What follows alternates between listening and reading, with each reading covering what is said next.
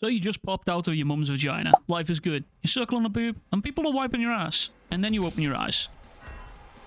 Turns out you've been born with an incredibly rare set of loot here. The 6 eyes.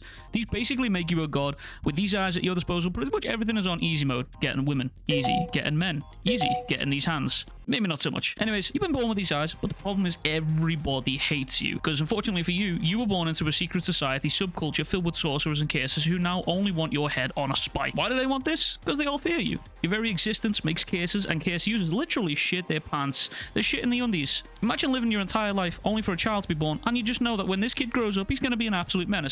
Spoiler alert, he was. Anyways, you start growing up, but just because you have the 6 eyes, that doesn't make the situation easy. No, you have to work. So you spend your childhood working, learning Jujutsu and becoming even more powerful. So powerful, in fact, that your entire clan just decides to take a massive vacation and pretty much just ceases to exist, because at this point, why the fuck do they even need to be around when you exist? If you're already this strong, why bother? So, all this responsibility falls to your shoulders. You, as a child with these incredible powers, now bear the responsibility to carry the workload for your entire clan, subculture, society, yada yada yada. You get it. And one day, while you're walking through your estate, you realize a man is behind you.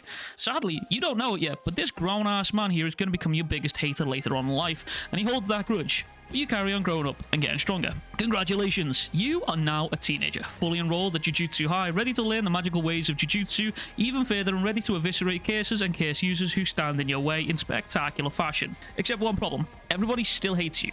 Except this time, you're even stronger and even more people fear you, so even more people hate you. The elders in your school hate you, the case users hate you, your very presence irritates all cases. You're hated. Anyways, you're assigned to protect this girl with your boyfriend, Geto. And all seems to be going well. After all, you're the strongest, don't forget that. After what seems like a successful mission defending the life of Riko, this happens.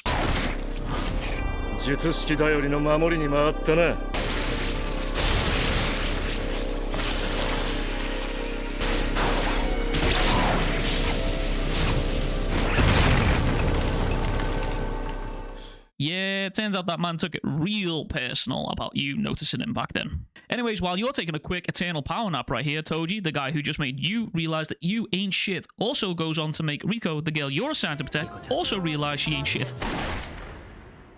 And he also does the same thing to Geto. So it turns out you ain't as strong as you thought, and it turns out you might have been your own hype man. Or maybe not. Turns out you are as strong as you thought, and it turns out maybe you might have just figured out the secret to immortality. Not really, but hey. Anyways, after waking up from your power nap, you're high as fuck. Turns out death gives you a kick-ass high. It also helps you unlock your full potential of your abilities, and you're no longer just calling yourself the strongest.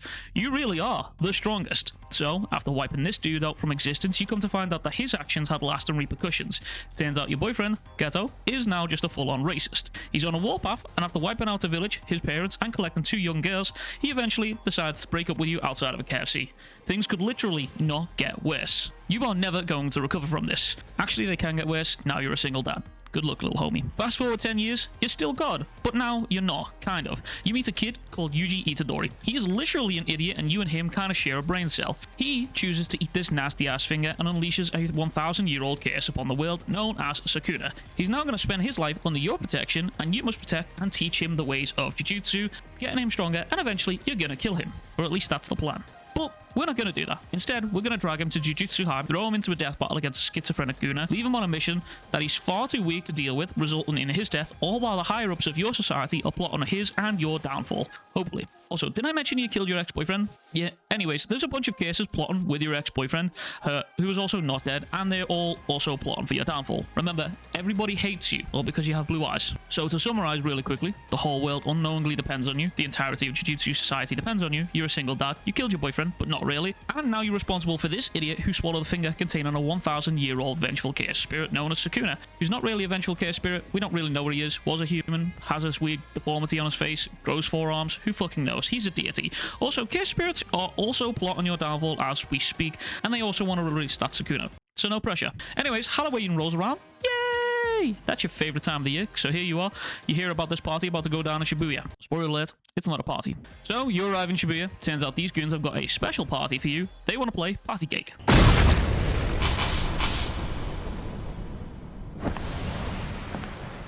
Hanami. Ah, shit. Yeah, never mind. We don't want to play patty cake. After emotionally terrorizing the physical embodiment of negative emotions, your ex-boyfriend arrives to give you a present. You're shocked because the last time you saw him, he only had one arm and he was dead, but now he's alive. So what gives? Anyways, this present, it has eyes and flesh, and now it's attached to you. So, we're kind of fucked here. Also, you realize that's a nice little party trick. Turns out all these years where you've been getting stronger and working harder, someone else out there was working smarter and faster, so now you've been sealed away in the prison roll. Congratulations. A place where no time no longer flows, day doesn't come, night doesn't fall, and your only company here is these boneheads. Who writes the fucking jokes around here? A couple of weeks passed, but while you've been away, people have been busy. One of your students had half of their face blown up, another was burnt to cinders, a friend was blown up, and that case that wasn't supposed to escape ended up escaping and taking over your adopted son. But the kid that you're supposed to be looking after eventually manages to pull it together with the gang and gets you free. But now you have to fight that said 1,000-year-old case who's using your adopted son's body. And it also turns out that this dude has hands. And it also turns out that your adopted son was wielding a case technique that is your ultimate counter, essentially. And he's been plotting for a little minute now to take your ass out. And also, pretty much every single thing that you're throwing at this dude, he just simply isn't working. He's just that guy. Eventually, through the power of being a menace, Sukuna slowly but surely strips you of your powers via the power of bullshit of Maharaga. And eventually, you're cut in two, in front of all your students, and it was even your adopted son that did this to you. So, you also ended up dying on the same day that your ex died, because that's some beautiful irony right there. Yeah. Living as Gojo Satoru fucking sucks. Anyways, I hope you all enjoyed this video. If you like anime and manga, be sure to like and subscribe. Check out the other videos here. That's pretty cool. I did this one on Boichi manga. I also covered Kagurabachi recently a lot. But that's everything from me. Be sure to like and subscribe. Consider supporting me on Patreon or becoming a member to the channel. And as always, I'll catch you guys all in the next one. Much fucking love. Big fucking kisses. Peace.